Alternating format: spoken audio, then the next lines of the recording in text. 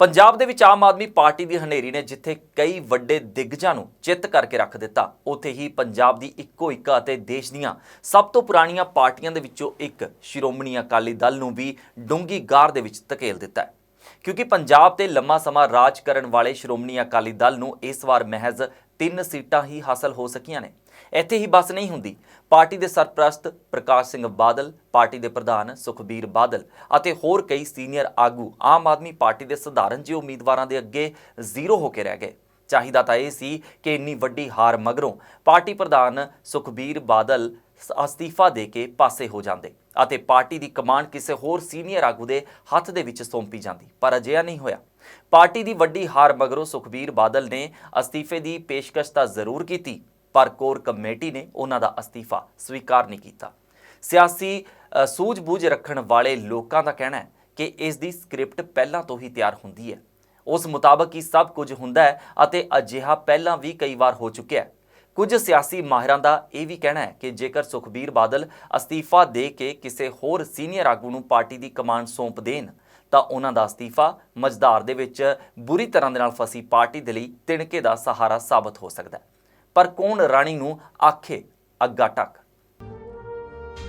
ਚੋਣਾਂ ਦੇ ਵਿੱਚ ਹੋਈ ਹਾਰ ਮਗਰੋਂ ਭਾਵੇਂ ਕਿ ਸ਼੍ਰੋਮਣੀ ਅਕਾਲੀ ਦਲ ਵੱਲੋਂ ਕੋਰ ਕਮੇਟੀ ਦੀ ਮੀਟਿੰਗ ਕਰਕੇ ਹਾਰ ਦੀ ਸਮੀਖਿਆ ਕੀਤੀ ਗਈ, ਪਰ ਕੋਰ ਕਮੇਟੀ ਨੇ ਸੁਖਬੀਰ ਬਾਦਲ ਨੂੰ ਸਾਫ਼ ਤੌਰ ਦੇ ਉੱਤੇ ਕਲੀਨ ਚਿੱਟ ਦੇ ਦਿੱਤੀ। ਹੈਰਾਨੀ ਦੀ ਗੱਲ ਤਾਂ ਇਹ ਹੈ ਕਿ ਜਦੋਂ ਸੁਖਬੀਰ ਬਾਦਲ ਸਮੇਤ ਹੋਰ ਕੋਈ ਵੀ ਆਗੂ ਪਾਰਟੀ ਦੀ ਹਾਰ ਦੇ ਲਈ ਜ਼ਿੰਮੇਵਾਰ ਨਹੀਂ ਤਾਂ ਫਿਰ ਕੌਣ ਜ਼ਿੰਮੇਵਾਰ ਹੈ? ਹੁਣ ਪਾਰਟੀ ਵੱਲੋਂ ਇੱਕ 12 ਮੈਂਬਰੀ ਉੱਚ ਪੱਧਰੀ ਕਮੇਟੀ ਤਾਂ ਬਣਾਈ ਗਈ ਹੈ ਜੋ ਕਿ ਪਾਰਟੀ ਦੀ ਹਾਰ ਦੇ ਕਾਰਨਾਂ ਦਾ ਪਤਾ ਲਗਾਏਗੀ ਅਤੇ ਉਹਨਾਂ ਦਾ ਹੱਲ ਕਰਨ ਦੇ ਲਈ ਸੁਝਾਅ ਦੇਵੇਗੀ। ਇਸ ਉੱਚ ਪੱਧਰੀ ਕਮੇਟੀ ਦੇ ਵਿੱਚ ਬਲਵਿੰਦਰ ਸਿੰਘ ਭੁੰਦੜ, ਚਰਨਜੀਤ ਸਿੰਘ ਅਟਵਾਲ, ਬੀਬੀ ਜਗੀਰ ਕੌਰ, ਪ੍ਰੋਫੈਸਰ ਪ੍ਰੇਮ ਸਿੰਘ ਚੰਦੂਮਾਜਰਾ, ਮਹੇਸ਼ਿੰਦਰ ਸਿੰਘ ਗਰੇਵਾਲ, ਡਾਕਟਰ ਦਲਜੀਤ ਸਿੰਘ ਚੀਮਾ, ਸਿਕੰਦਰ ਸਿੰਘ ਮਲੂਕਾ, ਹੀਰਾ ਸਿੰਘ ਗਾਬੜੀਆ, ਗੁਲਜ਼ਾਰ ਸਿੰਘ ਰਣੀਕੇ, ਸ਼ਰਨਜੀਤ ਸਿੰਘ ਢਿੱਲੋਂ, ਜਨਮੇਜਾ ਸਿੰਘ ਸੇਖੋਂ ਅਤੇ ਸੁਰਜੀਤ ਸਿੰਘ ਰਖੜਾ ਨੂੰ ਸ਼ਾਮਲ ਕੀਤਾ ਗਿਆ, ਜੋ ਕਿ ਆਪਣੀ ਪੂਰੀ ਰਿਪੋਰਟ ਅਕਾਲੀ ਦਲ ਦੀ ਕੋਰ ਕਮੇਟੀ ਦੇ ਅੱਗੇ ਪੇਸ਼ ਕਰਨਗੇ। ਉਧਰ ਲੋਕਾਂ ਦਾ ਕਹਿਣਾ ਹੈ ਕਿ ਪਾਰਟੀ ਪ੍ਰਧਾਨ ਸਮੇਤ ਸਾਰੀ ਸੀਨੀਅਰ ਲੀਡਰਸ਼ਿਪ ਚੰਗੀ ਤਰ੍ਹਾਂ ਦੇ ਨਾਲ ਹਾਰ ਦੇ ਕਾਰਨਾਂ ਬਾਰੇ ਜਾਣਦੀ ਹੈ। ਇਹ ਸਭ ਲੀਪਾ ਪੋਚੀ ਹੋ ਰਹੀ ਹੈ, ਹੋਰ ਕੁਝ ਨਹੀਂ। ਲੋਕਾਂ ਦਾ ਇਹ ਵੀ ਕਹਿਣਾ ਹੈ ਕਿ ਇਹਨਾਂ ਦੇ ਵਿੱਚੋਂ ਕੋਈ ਅਜਿਹਾ ਆਗੂ ਨਹੀਂ ਹੈ ਜੋ ਕਿ ਬਾਦਲ ਪਰਿਵਾਰ ਦੇ ਸਾਹਮਣੇ ਸਹੀ ਤਰੀਕੇ ਦੇ ਨਾਲ ਪਾਰਟੀ ਦੀ ਹੋਈ ਹਾਰ ਦੀਆਂ ਖਾਮੀਆਂ ਦੱਸ ਸਕੇ। ਕੁਝ ਲੋਕਾਂ ਦਾ ਤਾਂ ਇਹ ਵੀ ਕਹਿਣਾ ਹੈ ਕਿ ਪਾਰਟੀ ਦੀ ਹਾਰ ਦਾ ਇੱਕ ਕਾਰਨ ਤਾਂ ਬਾਦਲ ਸਾਹਿਬ ਦੇ ਘਰ ਦੇ ਵਿੱਚ ਹੈ ਅਤੇ ਦੂਜਾ ਜੇਲ੍ਹ ਦੇ ਵਿੱਚ ਹੈ। ਫਿਰ ਇਹ ਆਗੂ ਕਿਹੜੇ ਪਾਸੇ ਹਾਰ ਦਾ ਕਾਰਨ ਲੱਭਣਗੇ? ਕਿਤੇ ਇਹ ਆਗੂ ਪਾਰਟੀ ਦੀ ਹਾਰ ਦੇ ਲਈ ਲੋਕਾਂ ਨੂੰ ਤਾਂ ਕਾਰਨ ਨਹੀਂ ਮੰਨ ਰਹੇ।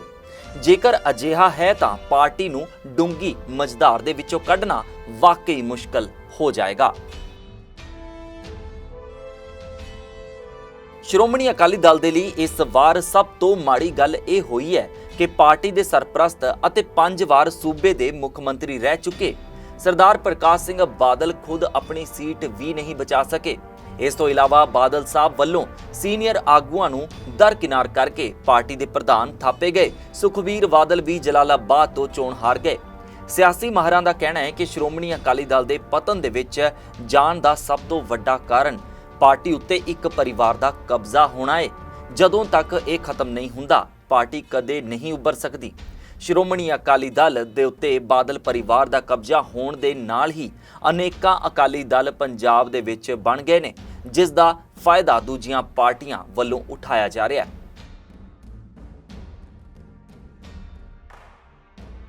ਪੰਜਾਬ ਦੇ ਲੋਕ ਇਸ ਗੱਲ ਨੂੰ ਵੀ ਚੰਗੀ ਤਰ੍ਹਾਂ ਦੇ ਨਾਲ ਜਾਣਦੇ ਨੇ ਕਿ ਸ਼੍ਰੋਮਣੀ ਅਕਾਲੀ ਦਲ ਅਨੇਕਾਂ ਕੁਰਬਾਨੀਆਂ ਮਗਰੋਂ ਹੋਂਦ ਦੇ ਵਿੱਚ ਆਈ ਪਾਰਟੀ ਹੈ, ਪਰ ਇੰਨੀਆਂ ਕੁਰਬਾਨੀਆਂ ਵਾਲੀ ਪਾਰਟੀ ਦਾ ਅਜਿਹਾ ਹਾਲ ਕਿਉਂ ਹੋਇਆ? ਅਕਾਲੀ ਦਲ ਦੀ ਲੀਡਰਸ਼ਿਪ ਸਭ ਕੁਝ ਜਾਣਦੇ ਹੋਏ ਵੀ ਅਣਜਾਣ ਬਣ ਰਹੀ ਹੈ। ਸੂਬੇ ਦੀ ਇੱਕੋ ਇੱਕ ਪਾਰਟੀ ਖੇਤਰੀ ਪਾਰਟੀ ਹੋਣ ਦੇ ਨਾਤੇ ਸ਼੍ਰੋਮਣੀ ਅਕਾਲੀ ਦਲ ਦਾ ਮਜ਼ਬੂਤ ਹੋਣਾ ਬੇਹੱਦ ਲਾਜ਼ਮੀ ਸੀ, ਪਰ ਅਜਿਹਾ ਨਹੀਂ ਹੋ ਸਕਿਆ। ਬਲਕਿ ਅਕਾਲੀ ਦਲ ਇੰਨੇ ਬੁਰੇ ਤਰੀਕੇ ਦੇ ਨਾਲ ਹਾਰੀ ਹੈ ਕਿ ਉਸ ਦਾ 10 ਸਾਲ ਤੱਕ ਉੱਭਰਨਾ ਮੁਸ਼ਕਲ ਜਾਪਦਾ ਹੈ।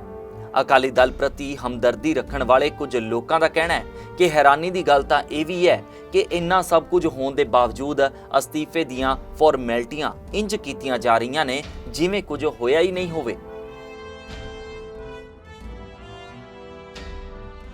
ਉਧਰ ਸ਼੍ਰੀ ਅਕਾਲ ਤਖਤ ਸਾਹਿਬ ਦੇ ਕਾਰਜਕਾਰੀ ਜਥੇਦਾਰ ਗਿਆਨੀ ਹਰਪ੍ਰੀਤ ਸਿੰਘ ਵੱਲੋਂ ਵੀ ਅਕਾਲੀ ਦਲ ਦੀ ਹਾਰ ਦੇ ਉੱਤੇ ਚਿੰਤਾ ਜ਼ਾਹਿਰ ਕਰਦਿਆਂ ਸਾਰੇ ਅਕਾਲੀ ਦਲਾਂ ਨੂੰ ਇਕਜੁੱਟ ਹੋਣ ਦੀ ਪੇਸ਼ਕਸ਼ ਕੀਤੀ ਗਈ ਸੀ ਤਾਂ ਪੁਰਾਤਨ ਅਕਾਲੀ ਦਲ ਨੂੰ ਮੁੜ ਤੋਂ ਬਹਾਲ ਕੀਤਾ ਜਾ ਸਕੇ।